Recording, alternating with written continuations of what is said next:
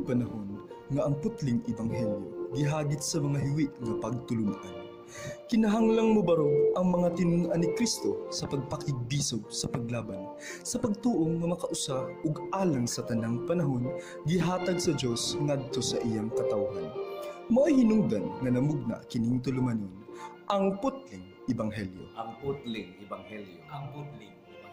30 minutos nga pagsabwag sa tinud nga ebanghelyo, kauban ni Pastor Jeremias Hangad. Ang putling ebanghelyo. Ang putling ebanghelyo. Ang putling ebanghelyo. Tulumanon nga gihatod kaninyo sa Unidos Community Bible Fellowship sa Unidos Corredor Misamis Occidental.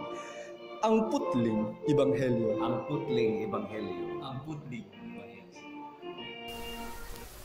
Mayong hapon sa tanang gidala sa Ginoo nga mahimong kauban nato karon sa kahanginan, mga kaigsuunan ug kahigalaan sa Unidos, sa Calamba, sa Plaridel, Misamis Occidental ug kutob sa maabot niining atong programang Ang Putling Ebanghelyo. Giimbitar ko kamo sa 30 minutos nga pagbatbat sa pulong sa Ginoo.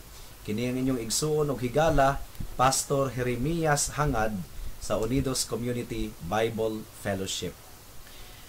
Atong sugdan kining atong pagtuon ning takna sa kahaponon sa pagbuklat sa unang Korinto kapitulo 2 bersikulo 11.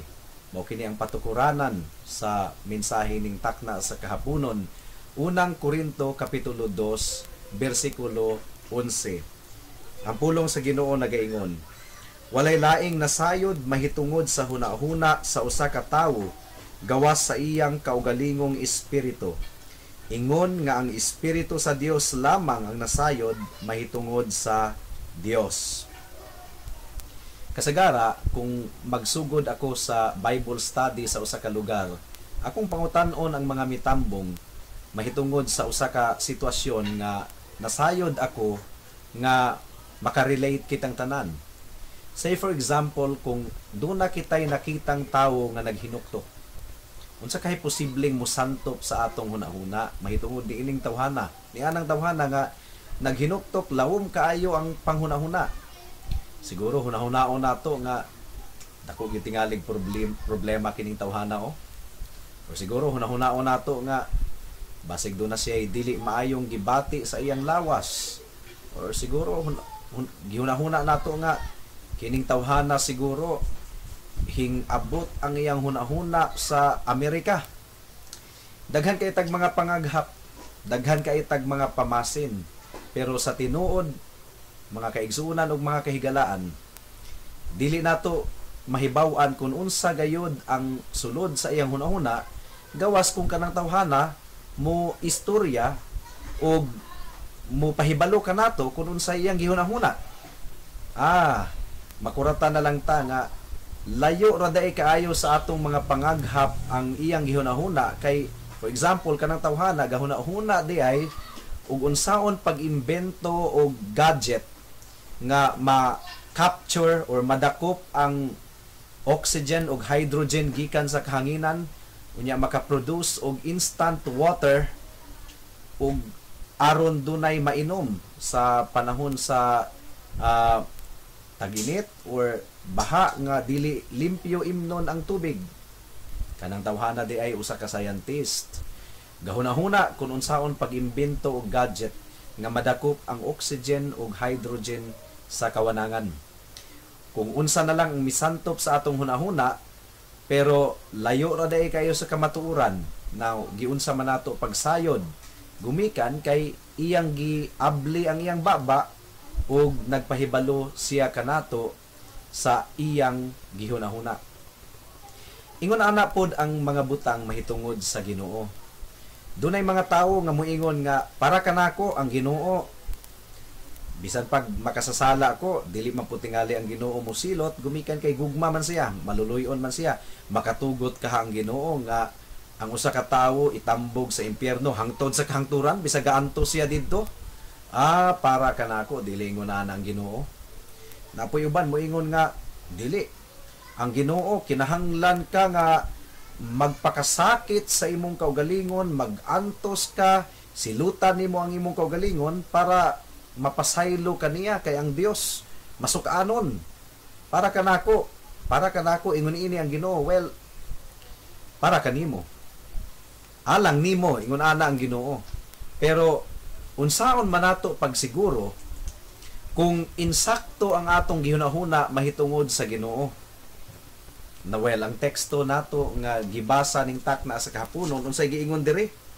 Walay laing nasayod mahitungod sa hunahuna sa usa ka tawo gawas sa iyang kaugalingong espiritu. Mo gani nga akong giingon kaganina nga dili nato masigurado kung unsay gihunahuna sa usa ka tawo. Kutob ra kita sa pagpangaghap. Pero dili gyud ta makasigurado kung mao ba gyud na ang iyang gihunahuna gawas kun mo sulti siya, mulitok siya, iyang buksan ang iyang baba ug ipahibalo nato ang iyang gihunahuna. Well, mahitungod sa Ginoo ang giingon po diri, ingon nga ang Espiritu sa Dios lamang ang nasayod mahitungod sa Dios. Dili nato masigurado kung unsa gayod ang mahitungod sa Ginoo gawas kun siya mo sulti, mulitok ug iyang ipaila-ila ang iyang kaugalingon ngari kanato. Kutob lang kita sa pagpangaghap nga alang kanato bas ingon ini ang Ginoo para kanako, ingon ini ang Ginoo. Dili siya daling masuko, dili siya mosilot hangtod sa kahangturan sa impyerno. Daghan kay mga tawo nga gahuna-huna og ingon ni ana.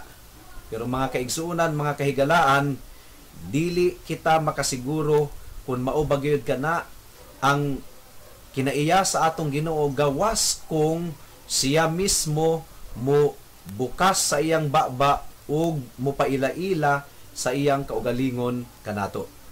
Kung dili ang Ginoo muabli sa iyang baba ug mopadayag sa iyang kaugalingon kanato, dili gayod nato siya mailhan. Well, praise God. Dalaygon ng Ginoo gumikan kay ang Dios wala siya nagpakahilom hangtod sa kahangturan. Kay kung wala gyud ang Ginoo mo bungat sa iyang kaugalingon aron maila-ila siya kanato, dili gayud nato siya mailhan. Pero sumala sa gipamulong ko na ang Ginoo sa iyang grasya ug kaluoy nagpaila-ila siya sa iyang kaugalingon kanato aron ato siyang mailhan. Well, sa unsang pamaagi ang Ginoo nagpaila-ila sa iyang kaugalingon kanato? Nagpaila siya pinaagi sa mga butang nga iyang gibuhat. Ang giingon sa balasahon sa Salmo, ang tibuok kalangitan o kawanangan nagapadayag sa himaya sa Dios. We just have to look at the things around us. Tanawon lang nato ang mga gimugna or gibuhat sa Ginoo, mga kahoy, mga kabungturan, kadagatan, bulan, bituon, adlaw. Klaro kaayo nga kining mga butanga nagpadayag kanato mahitungod sa Dios.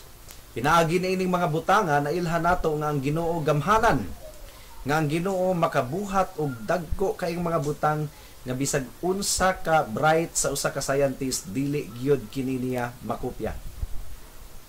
Mo kini gitawag sa pagtuon nato sa theology nga general revelation.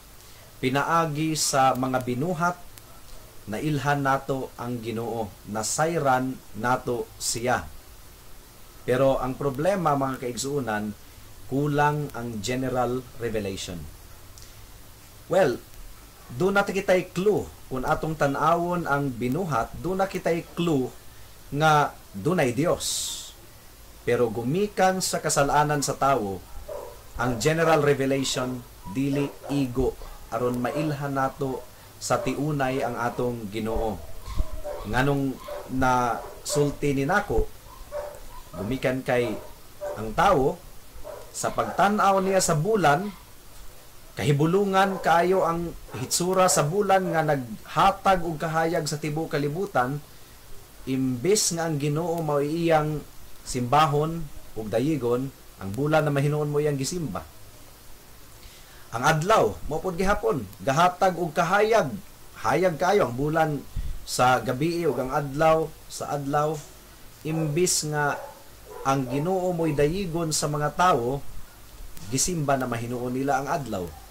Mo kini kahimtang sa mga tao ni adtong unang panahon nga nagsimba sila sa adlaw, nagsimba sila sa bulan, nagsimba sila sa mga kabungturan, ilang gisimba ang kahoy, ilang gisimba ang dagkong bato. Samantalang ang mga binuhat naghatag kanato og idea nga dunay Ginoo, pero ang revelation, ang pagpadayag sa Ginoo mahitungod sa iyang kaugalingon pinaagi sa binuhat, dili kiniigo aron ato siyang masayran sa tiunay. Mao nga kinahanglan nga mas himuon pang klaro sa Ginoo ang iyang pagpaila-ila sa iyang kaugalingon kanato. Salamat kay wala siya nagpakahilom hangtod sa kahangturan. Nagpadayag siya sa iyang kaugalingon pinaagi sa iyang pulong. Pinaagi sa iyang pulong nga iyang gihatag kanato, pinaagi sa mga propeta, sila Moses, sila David, sila Jeremias, sila Isaias.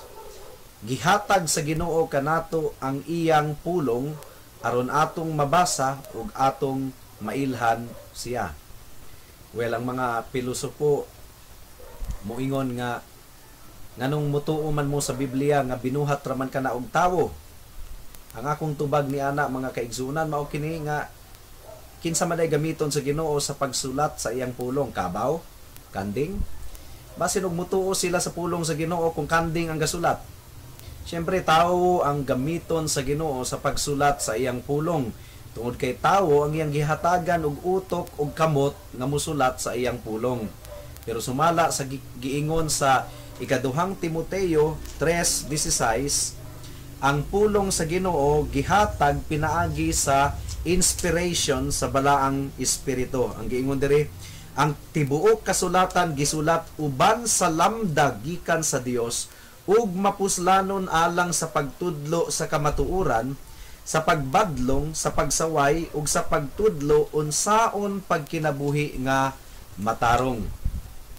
Sa gikaingon ko na, salamat gumikan kay ang Ginoo wala nagpakahilom.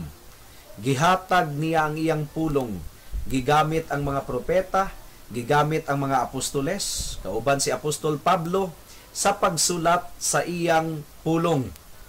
Ug kining mga tawo, mga propeta nga gigamit sa Ginoo sa pagsulat sa iyang pulong, wala sila gasulat sa ilang kaugalingong katakos lamang, kundi pinaagi sa lamdag sa balaang espiritu.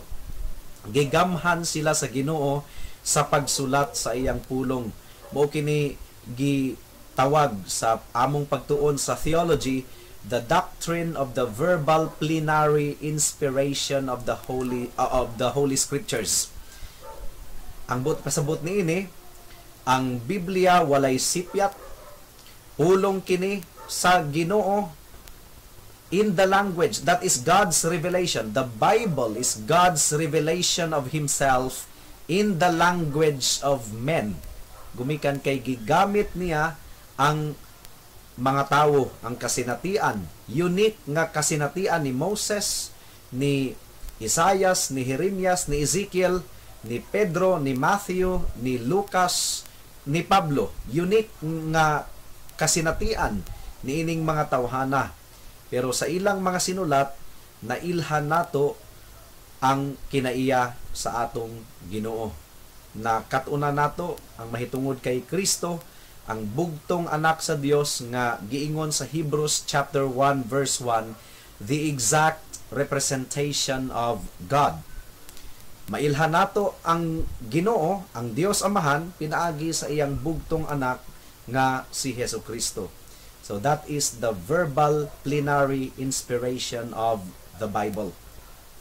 Ug sa pagtulun-ang Kristiyano, nagtuo kita nga ang Biblia lamang ang otoridad sa atong pagtuo ug practice. Mao nga kung seryoso kita nga tinun-an ni Kristo, dili kita basta-bastang mudawat og pagtulun-an nga wala gisuportahan sa balaang kasulatan.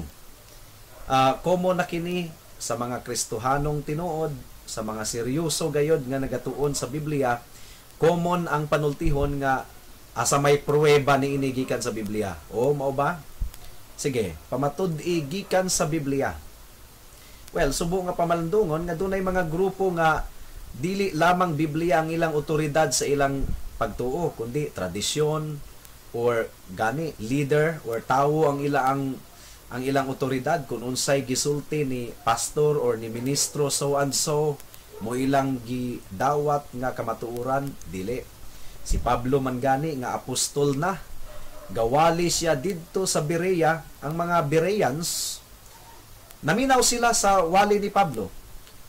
Ilang gitiman-an ang wali ni Pablo pero wala sila mituod dayon.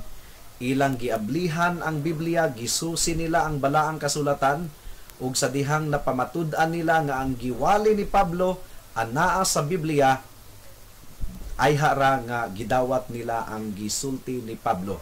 Ug mao kini ang nindot nga kinaiya sa usa ka tawo nga nangita sa kamatuoran. Ang kamatuoran dili kini nagagikan sa bisag kinsang tawhana. Ang kamatuoran makaplagan lamang nato sa Biblia. Unsaon nato pagkahibalo nga ang usa ka tawo ga tudlo sa kamatuoran, kinahanglan gisuportahan sa Biblia ang iyang pagtulunan. Karon ang pangutana, giunsa man nato pagsayod nga ang Biblia wala mausab? Di ba pila naman kalibo ang katuig ang milabay? Gitranslate ng Biblia gikan sa Hebrew, gikan sa Griego, padulong sa English, sa Spanish, hangtod sa Tagalog, sa Bisaya. Giunsa man nato pagsayod nga ang Biblia wala ni siya ma-corrupted, wala ni siya mausab, basin og giusab kini sa mga tao sa pagkopya niini. Well, mga kaigsuonan, kinahanglan dawaton nato kini sa pagtuo. This is where faith comes in. Nagtuo kita nga ang Dios nga naghatag kanato sa iyang pulong adunay gahom nga mo preserve niini bisag pila ka libo pa katuig ang milabay. Usbon ko, ang Dios nga naghatag kanato sa iyang pulong adunay gahom nga i-preserve kini bisan pagpila ka tuig ang milabay. Unsa may pruweba nato nga ang Dios naga-preserve sa iyang pulong ug dili niya itugot nga mapapas kini gikan sa yuta. Well, unang-una, kung nakahinumdum kamo sa istorya sa paghatag sa Ginoo sa napulo kasugo kay Moses, siyempre, ang pulo kasugo, ang 10 Commandments, gisulat mismo kadto sa kamot sa atong Ginoo sa tablet of stone, tapyas na bato. Gihatag niya kang Moses. Well, pag naog ni Moses gikan sa bukid sa Sinai,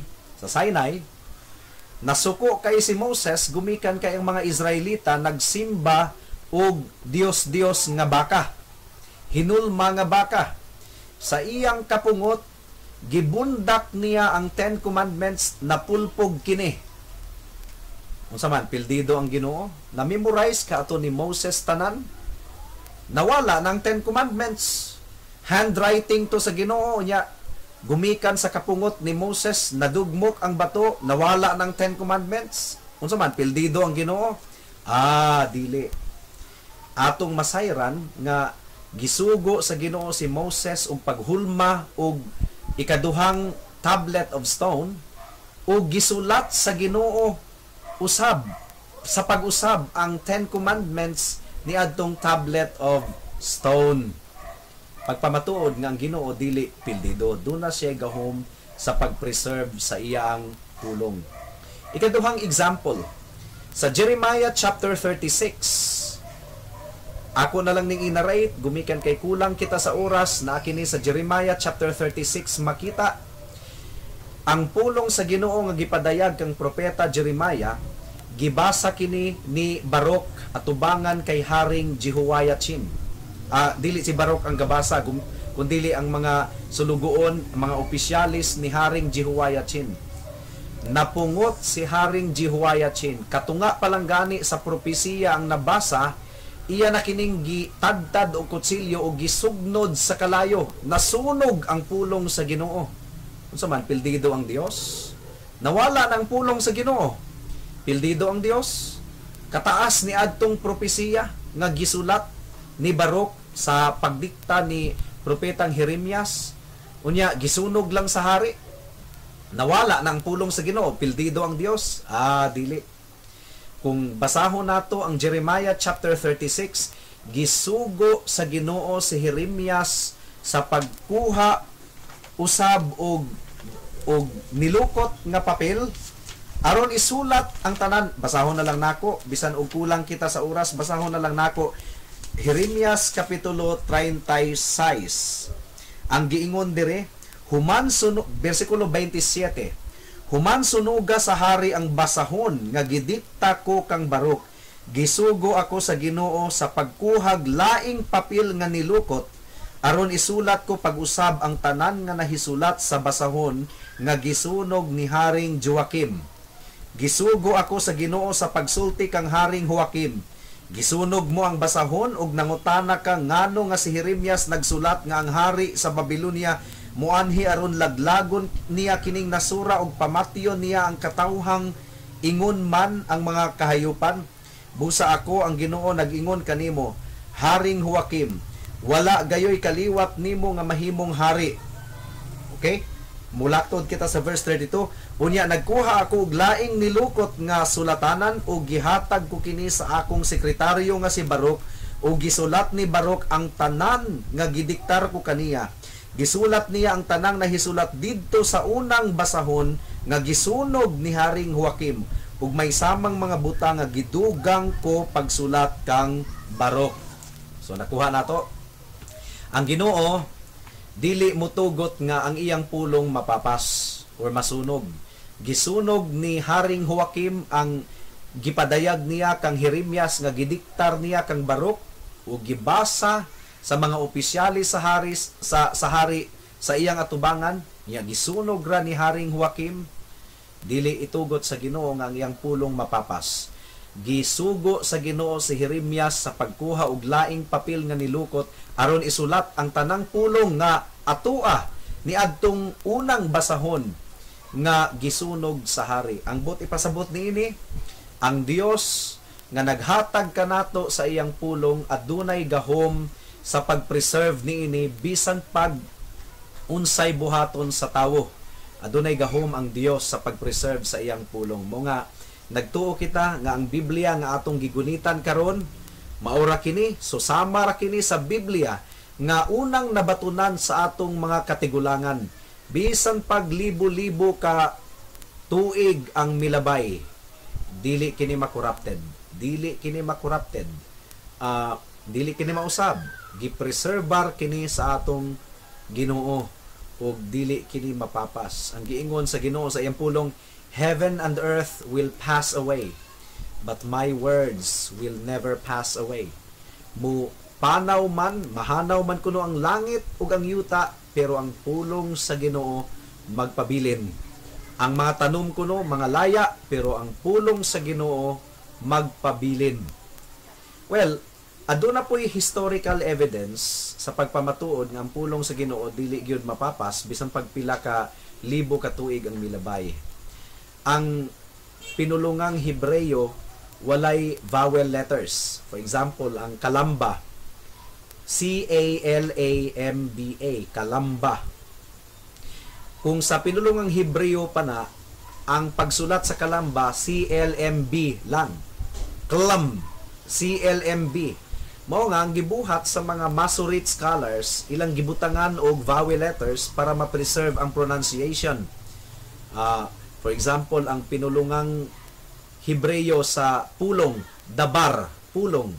DBR lang na sa original language, pero ang gibuhat sa mga Masoret scholars, gibutangan nila og vowel letters para ma-preserve ang pronunciation. Dabar. Well, wala pa may printing press, wala pa may Xerox machine. Ang pagkopya sa Biblia, pinaagi sa pagsulat. Pinaagi sa pagsulat sa kamot. Munang nangutana ang mga dili matinuohon, oy, wala ka hinausab ni adto sa pagkopya. Ni adtong 1948, dunay usa ka batanong lalaki nga nagbantay og mga karnero sa Qumran Cave sa Dead Sea sa Israel. Ga shoot kining bata o bato galabay-labay sa purtahan sa Dead Sea, ug sa iyang paglabay nakadungog siyag mga banga nga nangabuak. Pagtanaw niya didto, uy tuwa di ay ang usa sa mga karaan nga mga nilukot nga Biblia nga wala pay vowel letters, puro consonant. Muna nga nagkagubot ang tibuok kalibutan, mga Bible scholars ilang gisusi ang karaang kopya sa Biblia. The Bible was now under scrutiny. Gikumparar ang Biblia nga dunay vowel letters ug ang Biblia nga walay vowel letters, gikumparar kung nagtugma ba, nga naghaom ba. Pila kalibo ka tuig ang pagitan niini? 2,000 kalibo kapin. Gi-compare ang karaang Biblia sa Biblia nga dunay vowel letters, kahibulungan mga kaigsuonan. Walay kalainan, walay diferensya, naghaom, nagtakdo. Pagpamatuod nga ang pulong sa Ginoo pilaman ka libo ka tuig ang mulabay, dili gayud itugot sa Ginoo nga mahanaw. Mao nga sa pagtuon nato sa Biblia, this is just an introductory lesson of our program, Bible study on the air every Saturday. This is just an introductory lesson. Sa atong pagtuon mga kaigsuonan, kinahanglan atong masabtan ang otoridad sa Biblia. Wala nagyoy laing otoridad nga atong basihan sa atong pagtuo kundi ang Biblia lamang. Mo nga kining atong programang ang Putling Ebanghelyo, Open Bible kitang tanan. Wala dili nagabase ang atong pagtulunan sa opinyon sa tawo or sa haka-haka sa tawo, pangaghap sa tawo. Nagabase lamang ang atong pagtulunan sa nahasulat nga pulong sa Ginoo. Mao nga giimbitar ko kamo sa pagsunod sa atong programa sa susamang takna matag Sabado. Alas 3:30 hangtod sa alas 4 mo kini unang schedule nga gihatag sa atua, unless of course if there are changes. Kung doon na pa kitay lain pang mga pangutana, pwede ninyong ma-text ang inyong igsoon o higala si Pastor Jeremias Hangad 0935-744-3030. Usbon ko, 0935-744-3030. Matag Domingo sa hapon, aduna kitay panagtigom didto sa Unidos sa balay ni kanhing Anghel Hangad. Kung nailhan ninyo siya, karon si Winnie Hangad, akong amahan, didto sa balay dako sa Unidos, didto nagatigom matag Domingo sa hapon sa taknang alas 2. Alas 2 sa hapon ang panagtigom didto. Makauban ninyo ako pinaagi sa video sermon matag Domingo sa hapon kauban sa mga kaigsuunan o kahigalaan didto. Sa makausapa, giimbitar ko kamo sa pag kauban sa panagtigom didto sa Unidos sa balay dako ni Winnie Hangad, Unidos Community Bible Fellowship. Salamat sa Ginoo. Kutob lamang kita niining taknaa sa atong pagtuon, gumikan kay limitado man ang atong oras.